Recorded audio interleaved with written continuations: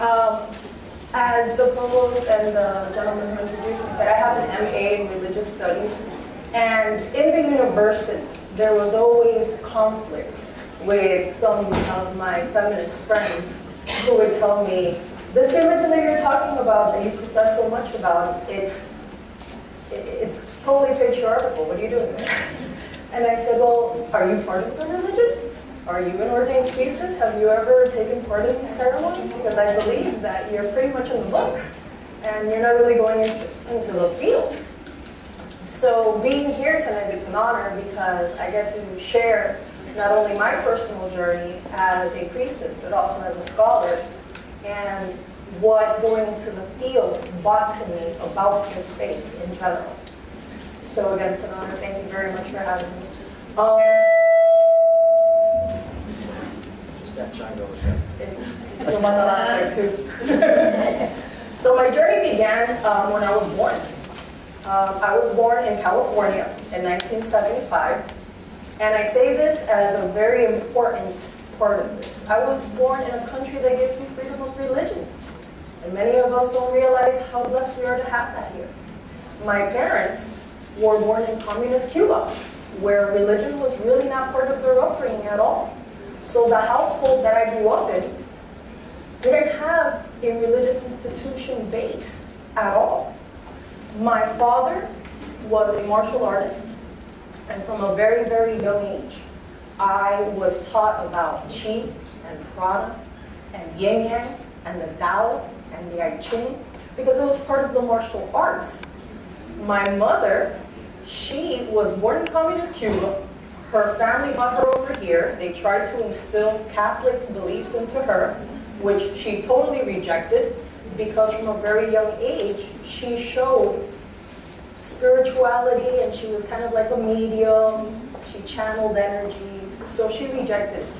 So my whole upbringing was in a home that had no religious base, and it was fully spiritual.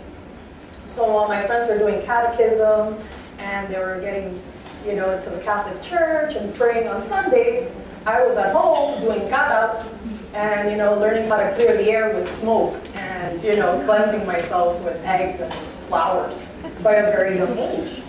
So what occurred with me was that growth and development that wasn't Judeo-Christian created in me this knowledge. I was a seeker. I wanted to know what my friends were talking about, this God that everybody was talking about. I didn't have that. So I went on my journey because I had the liberty, both through my family and through our country, to actually look for God. So by high school, I had already dealt with Buddhism, Catholicism, Hinduism. I was into esoteric magic, and I ended up being Wiccan for a very large period of my life. Wicca, for those who don't know what it is, derives from it's a neo-pagan religion, and the actual word Wicca means wise woman. So the Wiccan ideology, what they do is that they access the feminine by way of the mother, the maiden, and the crone. The maiden being the sensual young woman coming of age, the mother being a woman who has already given birth, and the crone being a woman after menstruation and into menopause that holds wisdom within her own being. Her being itself is wise. So being part of Wicca for a very, very long time, I had a coven, I had the whole thing, and I was very involved with the feminine and in finding myself and in finding God, or at least finding the divine within my being. Because again, Buddhism, it gives you the enlightenment. Esoteric magic gave me alchemy. I was learning from everywhere, and Wicca was really something that drew me to all of that. By the time that I was in college, I went to massage school, which kind of put it all together because of the Oriental background, the energy work, the chakras, all of that, the botany of it all. And I was really, really interested in Wicca. Then it happened. I had a family member who arrived from Cuba, and he was a young Babalao, which is a male Ifa priest.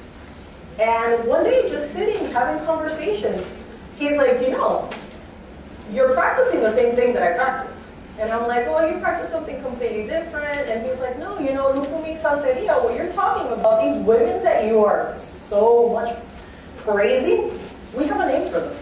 And I'm like, yeah, I have a name for her too. Her name is Lilith. And he's like, nah. We got Ochun, Yemaya, and Goya. And I was like, really? You know, but you know, I'm not into this Santeria thing. You guys do some stuff that I'm not really into. And he's like, you're doing it anyways. You just don't know. Okay, fine. So then, about a year later or so, we get invited to a drumming. And in this drumming, I see the whole regalia, the dancing, and here comes, they were honoring Ochun that night, or that day. And here comes Ochun. And Ochun possesses one of the congregants of the gathering. And like nothing I had ever felt before in my life. I had wind in my house, and I knew how to blow out candles, and you know, the magic of it all. No, Ochun comes down to the earth. And I was petrified, because I was in front of the divine. I was like, wow, you know, God is here. And Ochun comes up to me, puts her hand in my heart, and said a couple of words to me. And that moment, I knew that God was with me, and that this was the faith that I wanted to get into. So I never left the Wiccan idea behind.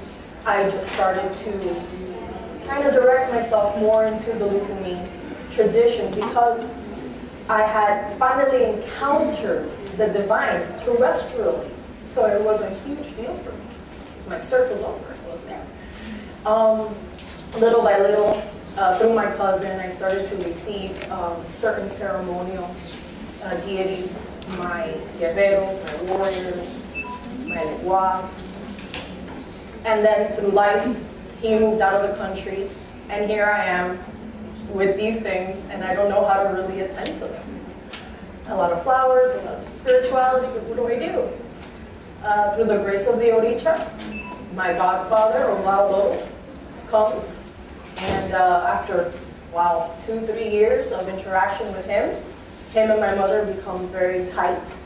He actually takes my mother out of her spiritual shell, starts to help her enhance her mediumship, starts to allow her to grow in her mediumship.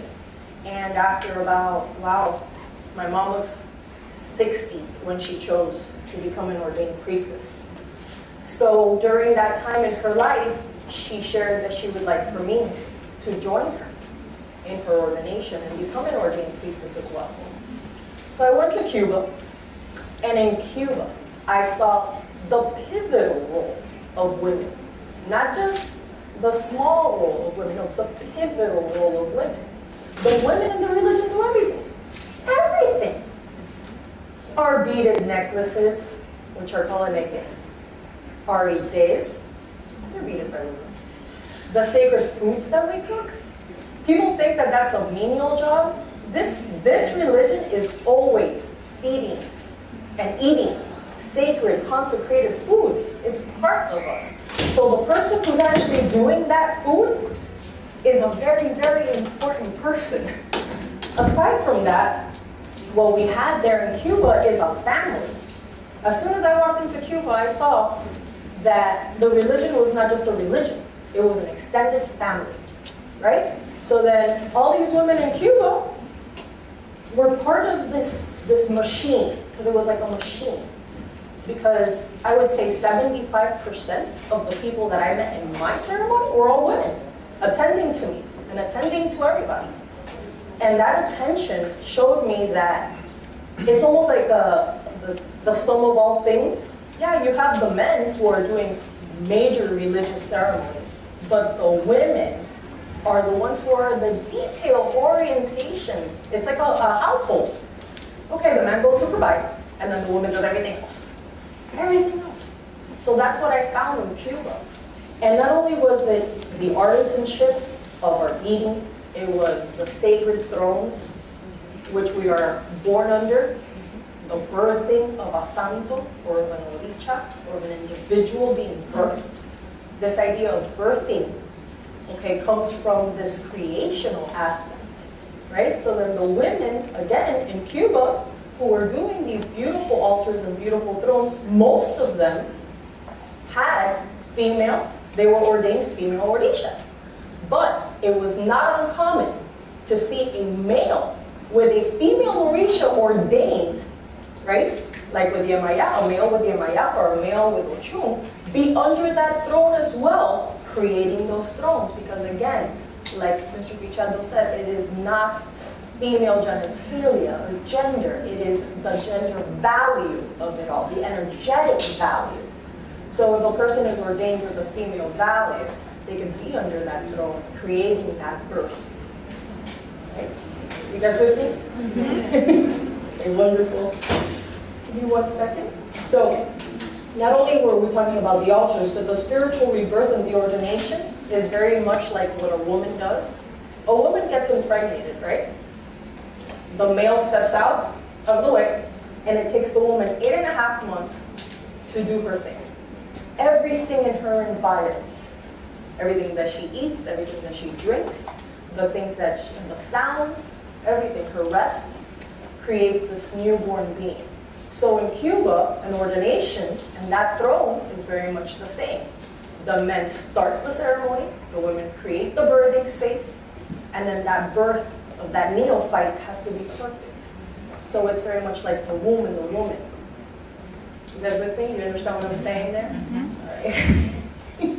So upon the fertilization, the male retracts and the woman takes over. So generally the female energy is what prepares most of what we call our yaboraje or our birthing.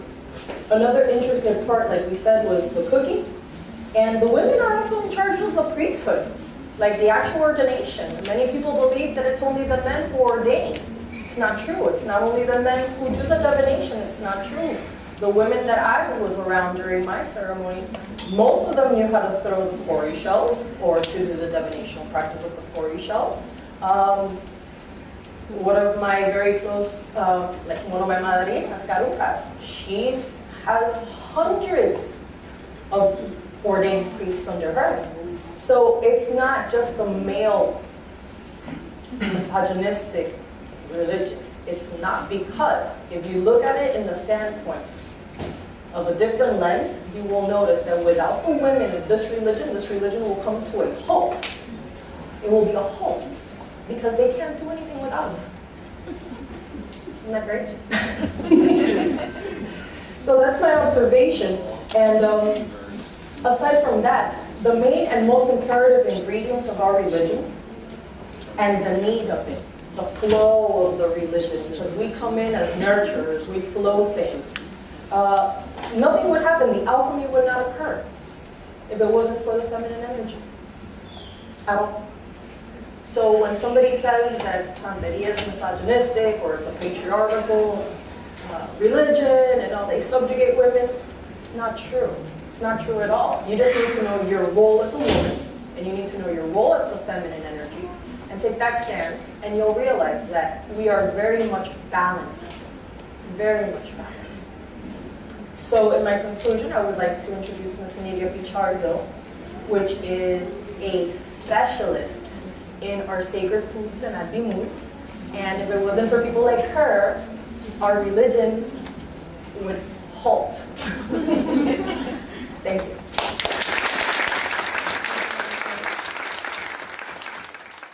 Because I believe that you're pretty much in the books, and you're not really going into the field. So being here tonight, it's an honor because I get to share not only my personal journey as a priestess, but also as a scholar, and what going into the field brought to me about this faith in general. So again, it's an honor. Thank you very much for having me.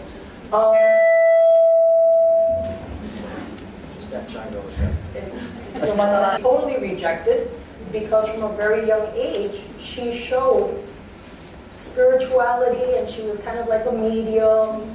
She channeled energies, so she rejected me. So my whole upbringing was in a home that had no religious base, and it was fully spiritual. So while my friends were doing catechism, and they were getting, into the Catholic Church and praying on Sundays, I was at home doing katas and, learning how to clear. I didn't have a religious institution base at all.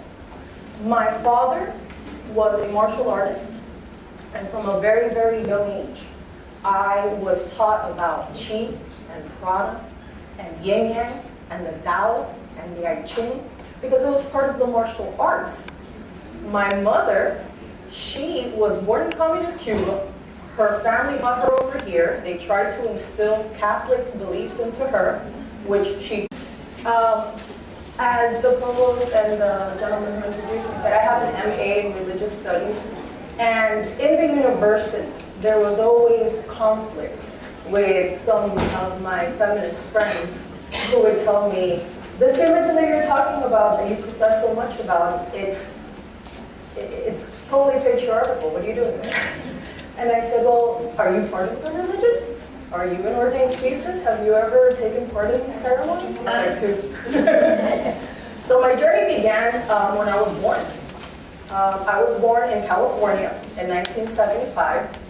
And I say this as a very important part of this. I was born in a country that gives you freedom of religion. And many of us don't realize how blessed we are to have that here. My parents were born in communist Cuba, where religion was really not part of their upbringing at all. So the household that I grew up in